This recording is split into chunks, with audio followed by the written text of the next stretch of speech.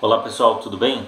Começando hoje novamente um vídeo com as várias perguntas e respostas mais curtas, trabalhando em temas diversos, passeando aí pela música e outros aspectos da cultura pop, falando de esportes diferentes e algumas questões mais específicas acerca do futebol.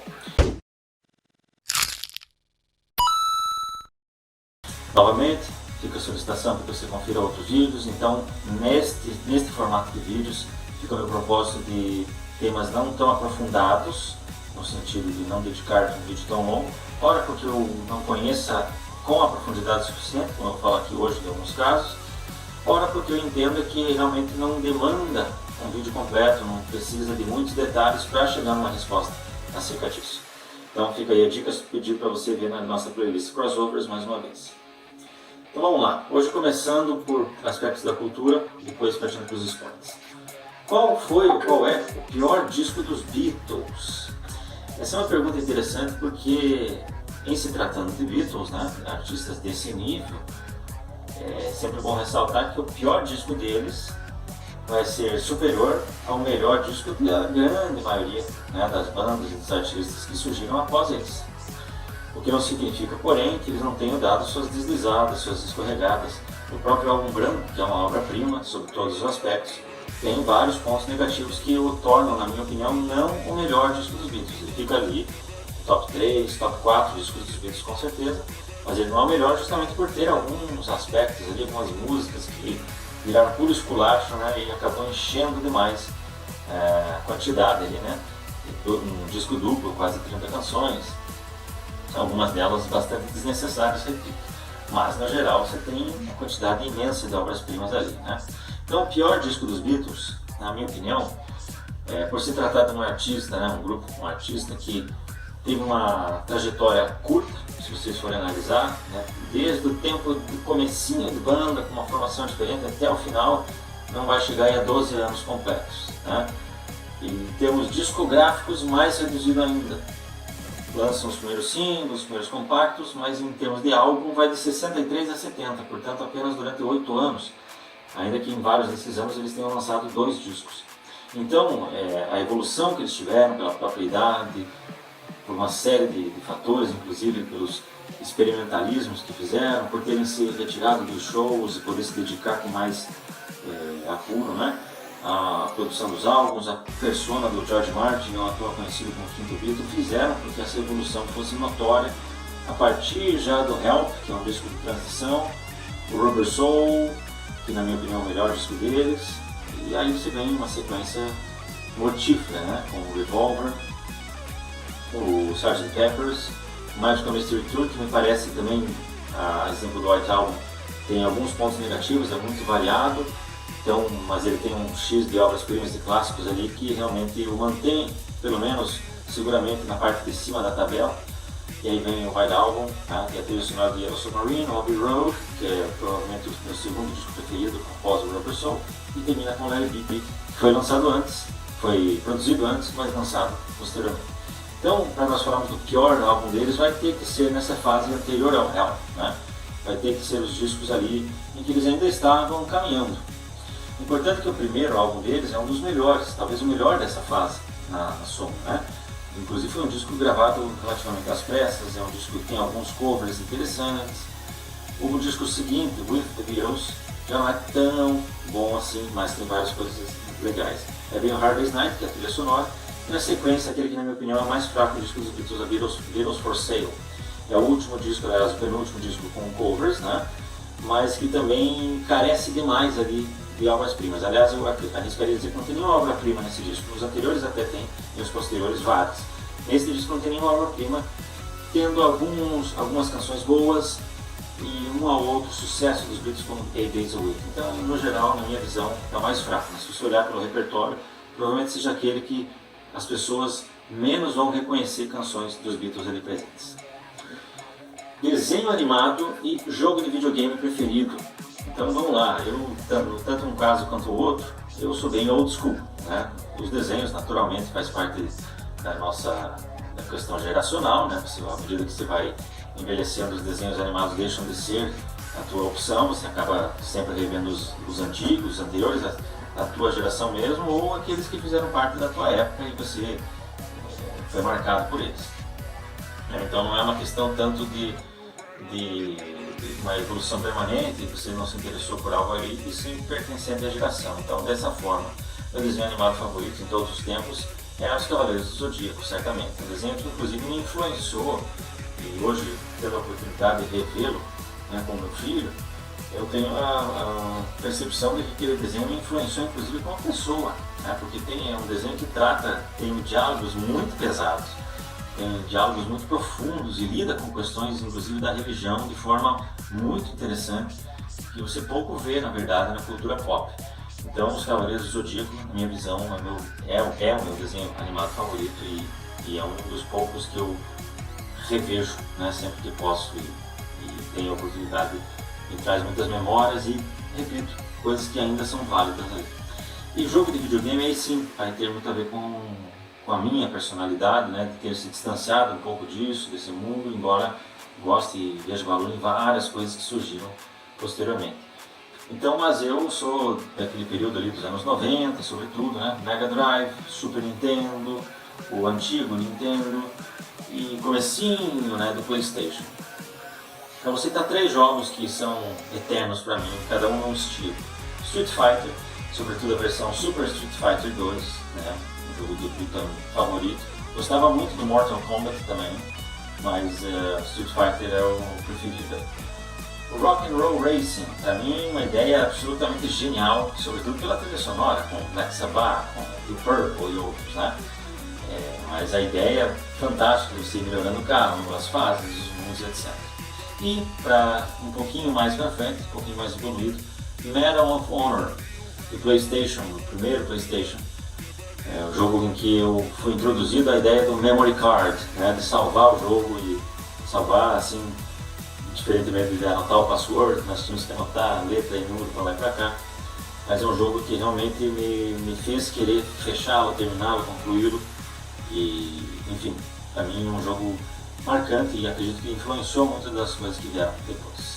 Então, Medal of Honor, Street Fighter e Rock'n'Roll Racing. Agora, partindo para os esportes, vamos falar de 3 esportes, 3 modalidades que são muito fortes ou muito lembradas nas Olimpíadas, né? Mas que são 3 modalidades nas quais o Brasil tem um destaque verdadeiro e histórico, muito embora uma delas não apenas em um tipo de prova, né? Falo do atletismo primeiro. O Brasil sempre se destacou no atletismo, inclusive o meu primeiro vídeo das perguntas foi acerca de qual foi o grande momento do atletismo brasileiro, em que eu cito a medalha de prata, né, das Olimpíadas de 2000, Rodinei Quirino, Vicente Denilson, Edson Luciano, e o terceiro e o quarto, me falha a memória agora, André Domingos. E um momento histórico, absurdo, fantástico. Mas eu cito que o Joaquim Cruz foi a maior vitória, né? A coisa mais impressionante que um brasileiro fez uma prova individual foi o ouro olímpico do Joaquim Cruz, em Los Angeles 84. Além, é claro, dos grandes nomes como Ademar Ferreira da Silva e João do Pulo, e posteriormente a Mauro Maggi e o Thiago Braz, né? Mas eu falo aqui do Alisson dos Santos. Se eu citei a Piedade Maia no outro vídeo anterior, o Alisson dos Santos. Trata-se possivelmente, né, e claro que eu vou precisar aguardar mais e muitas coisas podem acontecer, mas provavelmente, possivelmente, o maior fenômeno nascido no Brasil em termos de atletismo. Absolutamente dominante na prova dos 400 metros com barreira, que, parênteses aqui, uma dica de um vídeo que eu fiz, quem é o maior nome da história do atletismo, que é o melhor da história do atletismo. Mitológico Edwin Moses, então peço que você assista esse vídeo. Eu coloco na minha visão, em termos de atletismo, né, o melhor de todos os tempos do atletismo foi ele. O Jesse Owens, muito maior, muito mais significativo para a história da humanidade, quase digamos assim. E o Bolt, aquele cara mais icônico, né? Além de outros nomes gigantes como Michael Johnson e Carl Lewis, entre outros. Mas eu acho que o Edwin Moses, pelo seu recorde, né, 10 anos praticamente, sem perder uma prova sequer, os recordes, etc. E o Alisson dos Santos é um dos primeiros caras que, desde então, talvez o primeiro cara, após a saída do Moses, que consegue dominar nessa categoria de forma bastante clara. E é uma categoria muito complexa, né? Porque você mistura a velocidade com a aptidão física para dar aqueles saltos, o tempo, o timing, a pressão psicológica, uma série de outras coisas, né? Então, Alisson dos Santos é possivelmente o maior fenômeno brasileiro da história do atletismo e é um cara que espero que nas Olimpíadas próximas aí, 2024, vai ser em Paris, eu apostaria em primeiro lugar, né, com ouro, e acredito que merece futuramente estar na lista dos maiores de todos os tempos atletas brasileiros. Continuando nessa pegada, a maior geração do vôlei brasileiro. Nós tivemos grandes momentos a partir dos anos 80, a famigerada geração de prata, o ouro em 92, Barcelona, prata, né, em Los Angeles 84, depois o ouro de Barcelona, grandes gerações, grandes técnicos, grandes jogadores que fizeram história, e segue até hoje, né? O vôlei, já falei em outros vídeos, talvez mais do que o futebol seja o esporte brasileiro, né? No sentido de que em várias categorias, em várias gerações, ao longo do tempo, mais dominante. O futebol é o mais popular e mais importante para nós, mas o vôlei talvez seja aquele em que o Brasil seja o mais imponente de todos os esportes. E acredito que a maior geração do vôlei brasileiro, masculino sobretudo, mas inclusive englobando o feminino pelo domínio que eles exerceram, foi a geração com o Bernardinho à frente, né? A partir de 2002, 2003, até mais ou menos 2008, a virada ali para a década de 2010. Foi a geração mais dominante, mais forte, a melhor que o Brasil já teve, né? Salvo engano, dado momento eles haviam participado de 23 competições e vencido 21 delas, né? Não venceram o bi olímpico, né? Em 2008 conseguiram a prata, então talvez até por isso alguns ficaram com uma sensação meio ruim, mas foi o grande momento da história do vôlei brasileiro. Já falei em um outro vídeo sobre Zé Roberto e Bernardinho, fica lá a minha resposta, mas aqui eu estou tratando de um período específico, acredito que foi o melhor que o Brasil teve, né? Com o Giba e tantos caras fenomenais, né? A questão do Ricardinho e a saída do Ricardinho prevalecer, a equipe mostra que era uma geração de fato especial. E aí, o maior nome brasileiro, o maior nadador brasileiro de todos os tempos, o maior nome brasileiro da natação. Eu acredito que 5 nomes fecham para nós aqui, para nós pensarmos em quem seja o maior, né? O Ricardo Prado, o Fernando Scherer e o Gustavo Borges, o Thiago Pereira e o César Cielo. Esses 5 nomes, por Olimpíadas, por Pan-Americanos, Mundiais, etc., são os grandes nomes de todos os tempos do Brasil. Ricardo Prado, pelo distanciamento no tempo, por ter sido, ainda que muito dominante, muito forte, mas dois ou três máximo tipos de prova em que ele foi muito forte, ele vai acabar ficando um pouco abaixo desses outros 3, desses outros 4, assim como o Fernando Scherer, que também teve o fato de ser contemporâneo de um outro gigante, né? Então, talvez o Fernando foi o que chegou menos longe de todos esses aí, embora um gigante enorme também. Então, Scherer e Prado para mim ficam ali no top 5, mas fora do pódio. No terceiro lugar do pódio, pensando em Borges, Cielo e Pereira, Thiago Pereira vai acabar ficando no terceiro lugar. Os motivos, principalmente o domínio, né, e a abrangência que o Gustavo Borges e o Cielo tiveram, o Thiago Pereira não conseguiu, ele foi um pouquinho overshadowed ali pelo César Cielo nessa geração, mas ele tem marcas impressionantes, sobretudo no Pan-Americano 2007 foi totalmente dominante, ele foi mais ou menos, né, guardadas as devidas proporções, o que o Phelps faria na Olimpíada de 2008, o Thiago Pereira fez no Pan-Americano 2007, né, vencendo milhares de provas e ainda conseguiu uma medalha olímpica posteriormente, né, em 2012, né, salvo engano. Mas eu acho que lá em cima ficam César Cielo e Gustavo Borges. Gustavo Borges pelo número, a quantidade de medalhas olímpicas e o Cielo por ser o ouro olímpico. Mas eu coloco o Gustavo Borges como o maior nome da natação brasileira. Sim, se é verdade que em um dado momento o César Cielo chegou mais longe, ele tinha, né, uns 50 metros, agora somente nesse ano que foi batido no recorde dele. Teve aquela questão do doping, ele foi absolvido, enfim, mas eu acredito que tudo que abrange, significa um esportista, tem não apenas que ver com a sua qualidade dentro das quadras, sim, a gente vai discutir o melhor de todos os tempos, eu também falo muito disso, e o maior, aquele que tem as conquistas e que também é o mais reconhecido. Mas há um outro fator, que é aquele de ser um cara que significa, que inspira e que traz mais legado. Eu acredito que nenhum outro nadador brasileiro trouxe mais legado que o Gustavo Borges. O próprio Cielo é legado do Gustavo Borges. E eu fecho aí com a opinião do Alexander Popov, na minha opinião, um dos 3 de todos os tempos, em quaisquer modalidades da natação, que disse que o Cielo é um fantástico, mas não é nenhum Gustavo Borges. Ele faz até algumas críticas pesadas à persona do Cielo, né? Eu não preciso entrar em detalhes, vamos deixar essa matéria aqui, mas eu concordo com isso. Acho que o Gustavo Borges é um personagem, um caráter muito mais significativo e importante para a história da natação e do esporte brasileiro do que o Cielo, portanto, para mim, ele é o maior de todos. Aí, partindo para o futebol, 4 perguntas, vamos tentar ser mais diretos aqui, né, porque são perguntas bem específicas. Primeiro, no vídeo anterior eu falei qual foi o gol mais bonito da seleção na história das Copas. Eu selecionei lance de efeito, jogada individual, jogada coletiva. Reveja lá se você tiver curiosidade de saber quais foram as minhas escolhas. E aqui ficou faltando, talvez eu devesse ter incluído, qual foi o gol de falta mais bonito da história da seleção. Começo dizendo o seguinte, que por um detalhe, o gol mais bonito da história da seleção brasileira em faltas, e talvez o gol mais bonito da história de falta, né? Um deles, certamente seria o do Éder Aleixo contra a Argentina na Copa de 82. A curva e a força que a bola faz, ela bate na trave e cai um pouquinho à frente da linha. E aí na sequência o Zico faz o gol, né? Zico e o Serginho partem com a bola ali para pegar o rebote, o Zico acaba conseguindo fazer o gol. Então, como a bola não entrou diretamente, esse fica de fora. Acredito que 4 gols de falta devem ser considerados nesse aspecto aí para nós. Um deles, o do Zico contra a Escócia, né? A Escócia na mesma Copa de 82, a pouquíssima distância que ele pega e consegue fazer uma bela curva, né? E lá no cantinho, no ângulo do ângulo, aquela maior defesa que o Rogério Ceni realizou contra aquela falta do Gerrard no Mundial de 2005 é parecido com o gol que o Zico conseguiu fazer. O do Garrincha em 66 contra a Bulgária, né? Ele mete um 3 dedos de fora da área, vai também no ângulo, mas já bem próximo da área. E aí os outros dois, o do Davi Luiz contra a Colômbia em 2014 e o do Branco contra a Holanda em 94. O Davi Luiz é impressionante, porque eu lembro que no momento que eu vi ele partindo com a bola, antes mesmo, eu já intuí que fosse sair um gol. Aí ele dá uma folha seca, ele bate de um jeito estranho até relativamente, mas a bola faz uma pequena curva, 2 curvas, ela faz para cá e vai para lá, e ainda uma folha seca. O gol do Ronaldinho, por exemplo, para mim fica excluído. Ele quis fazer o gol sim, mas plasticamente não teve algo tão bonito, senão a distância que ela teve.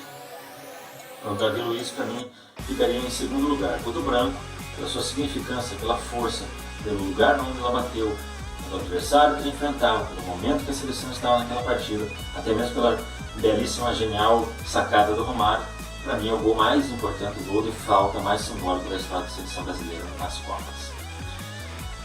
O Messi só tem pé esquerdo e o Ronaldo, fenômeno, não sabe cabecear. Então são 2 afirmações que você ouve para lá e para cá. E, no entanto, são 2 afirmações absolutamente inverídicas. Tanto o Messi quanto o Ronaldo fenômeno possuem em torno de 15% dos seus gols marcados dessa forma.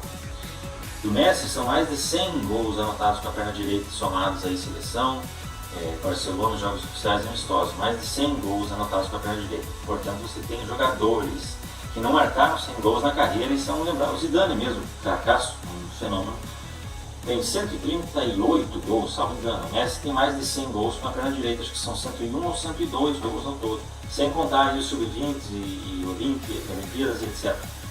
Mais de 100 gols, portanto, ele tem sim pé direito. E alguns dos grandes gols icônicos que ele marcou são com a perna direita. Exemplo, contra a Nigéria na Copa 2018 e contra o Real Madrid na semifinal da Champions League de 2011. Então, tem pé direito o senhor Lionel Messi.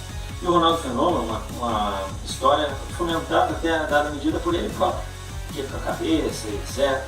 Mas se vocês verem a quantidade de gols que ele marcou para o Cruzeiro, PSV, Barcelona, Real Madrid, e não só os gols, mas os passes de cabeça, as agitadas de bola, etc. que ele dava, é um cara que tinha muito conhecimento do que estava fazendo quando precisava cabecear uma bola. Agora, tanto o Messi com a perna direita quanto o Ronaldo Fenômeno com a cabeça parecem que são ruins ou medianos dessas formas porque justamente os recursos que eles têm são N e excedem tanto o nível que parece mediano que eles fazem ali. Mas a exemplo do pior disco dos Beatles, o Ronaldo cabeceando e o Messi com a perna direita são melhores do que 95% dos jogadores que nós já vimos no futebol. O Corinthians começou em 1990 e o Flamengo começou em 1980. Essa é a provocação clássica de quaisquer rivais, né? Dos 3 paulistas e dos 3 cariocas gostam de vir com essa história. E o que isso significa? Que são os primeiros títulos nacionais de Corinthians e Flamengo, né? Campeonato Brasileiro de 80 e de 90.